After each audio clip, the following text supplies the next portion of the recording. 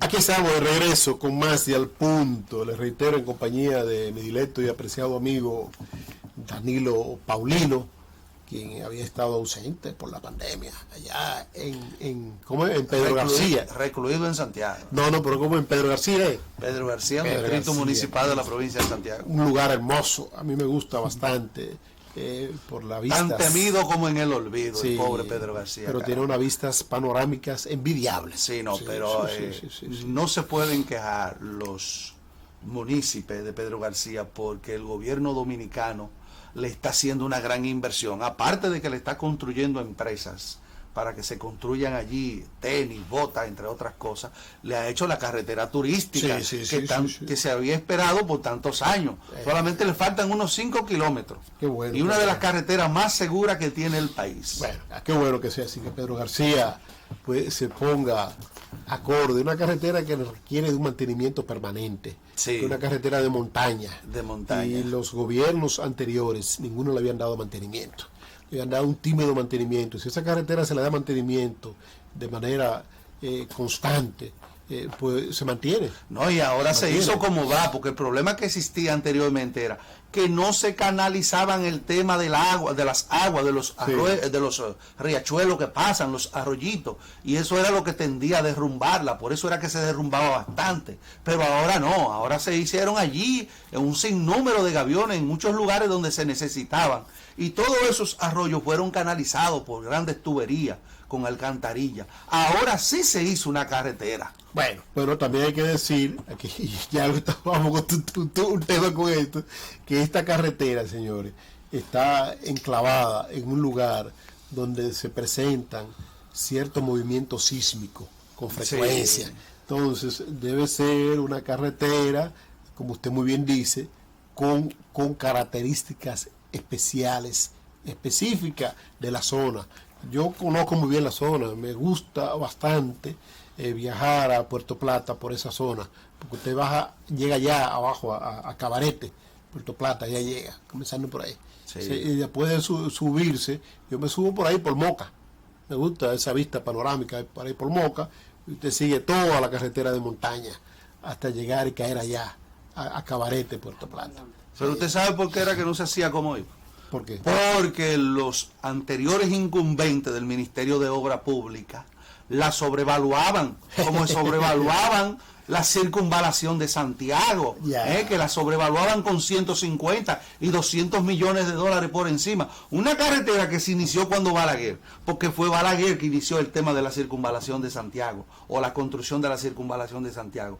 Y lo mismo pasaba con esa carretera turística, la Luperón, que atraviesa la cordillera septentrional, que conecta Santiago con Puerto Plata, por la montaña, porque hay que decirlo, Santiago y Puerto Plata tienen su autovía, que es la carretera Navarrete-Puerto Plata. Pero bueno, lo que quiero decir es que hubo un gran empeño por parte del presidente Danilo Medina, quien fue en varias ocasiones a vigilar la construcción de esta carretera, y lógicamente quien había dado instrucciones de que se hiciese una carretera como determinaba, una carretera con todas las condiciones del lugar para que dure unos 20 o 30 años, porque esto era todos los años había que echarle asfalto. Y tú te imaginas el dinero que perdía el Estado, porque no se hacía una planificación, no se hizo nunca una planificación para hacer una buena carretera. Bueno. Vayan a verla ahora para que usted vea, usted verá a los turistas que van a Puerto Plata ahora volver a retomar ese camino,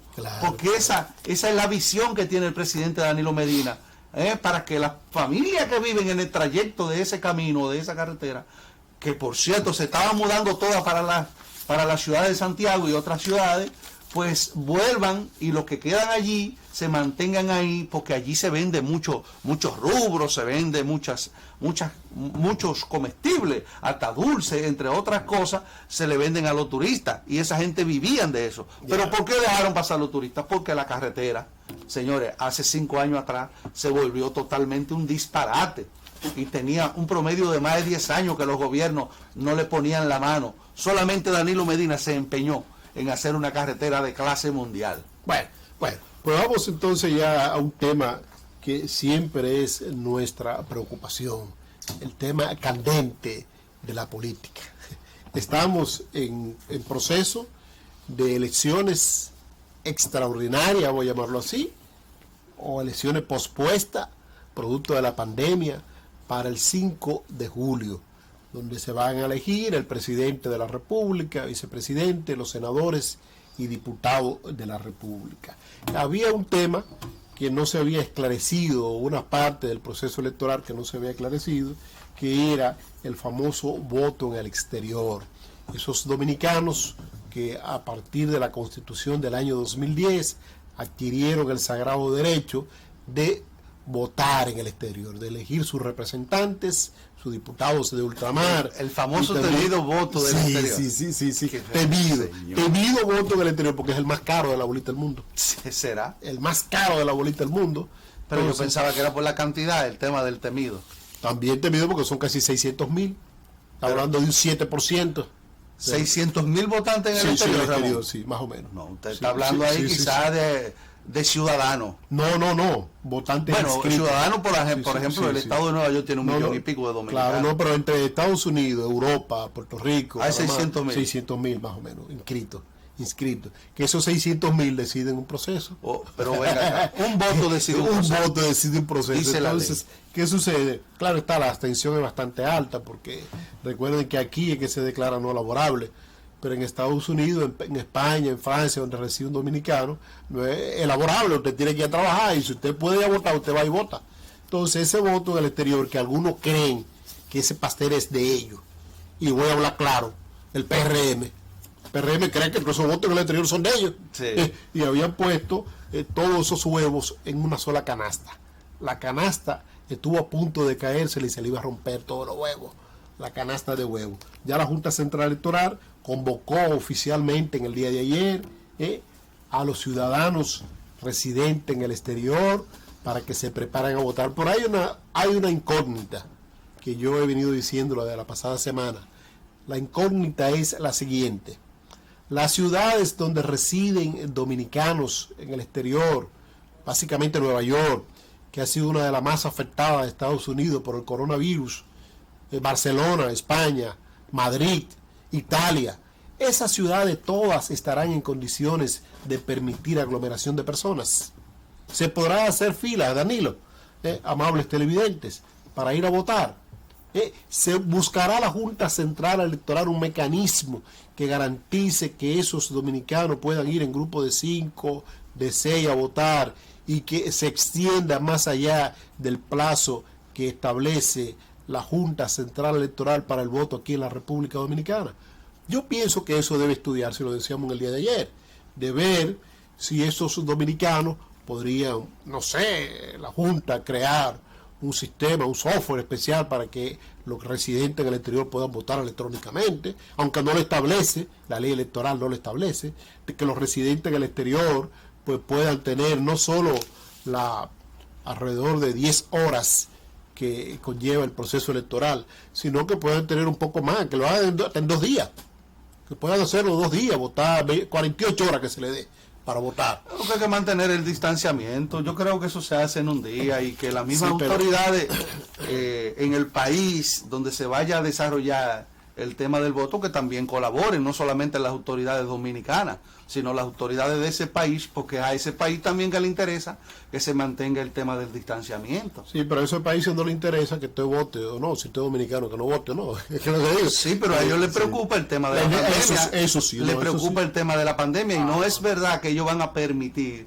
que en un proceso de votación de otra nación, en una embajada, donde quiera que se vaya a realizar los votos, pues todo el mundo esté allí conglomerado y no haya un distanciamiento como lo establecen las normas de ese país. Yo creo que ahí puede haber un trabajo conjunto entre las autoridades dominicanas, que estarán ya sea en la embajada, si se van a hacer ahí, y las autoridades del país a donde se vayan a realizar las votaciones. En el caso de España, las autoridades españolas tienen que colaborar con el tema de la organización, porque si hay una persona contagiada con el coronavirus, con el COVID-19, téngalo por seguro que si hay conglomeración allí puede contaminarse muchísimas personas y esto puede seguir caminando y contagiar a otros ciudadanos de ese país. Eso es para ponerle un ejemplo, porque eso puede pasar en los Estados Unidos, que es principalmente en la ciudad de Nueva York, donde hay más dominicanos en el mundo, donde se dice que hay 1 millón de dominicanos,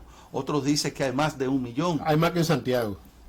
Sí, tiene más que la provincia de Santiago, aunque Santiago ya anda rondando el millón. Pero todavía hay más dominicanos en Nueva York que en Santiago. Increíble, ¿eh? Sí, eso es increíble. Así. Eso es así. Bueno, pues vamos a esperar que esas ciudades, como muy bien dice Danilo, donde residen dominicanos, porque sé que sucede en Estados Unidos, y ahí aprovecho para aclarar, tiene un sistema de gobierno muy distinto al de nosotros. Claro. Oye, está lo que le llaman el gobierno central.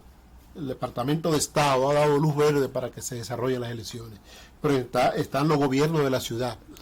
Los gobiernos de las ciudades son la máxima autoridad en su respectiva ciudad. Sí, pero no están por encima del gobierno federal. No están. Si el gobierno federal es quien tiene el control. El gobierno federal es el que está establecido en Washington, en el Distrito de Columbia.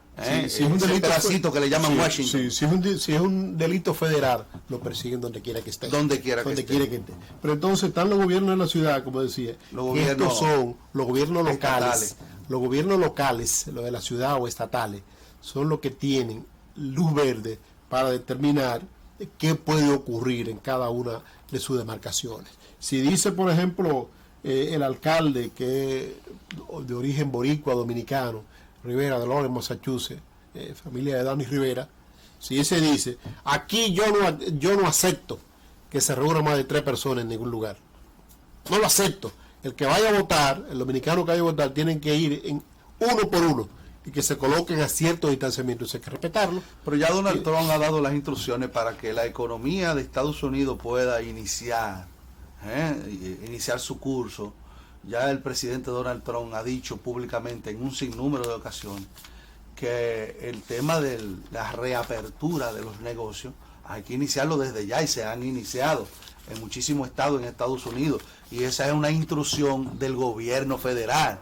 Hay muchos estados, por ejemplo los gobernadores, que son la máxima autoridad en los estados, se han negado, o sea, han querido mantener las políticas que crearon desde un principio para el tema del contagio. Entonces Donald Trump ha estado muy empeñado con que se empiece a reabrir los negocios, y eso es entendible, porque la economía principalmente de Estados Unidos, que es el país que debe preocuparse por tener una economía sólida y en marcha siempre, porque cuando Estados Unidos le da una gripe, imagínense ustedes lo que le pueden pasar a todos estos países que dependen de esa nación. Es una neumonía lo que le da. Bueno, esas remesas provenientes de Estados Unidos están feas para la foto, como dicen.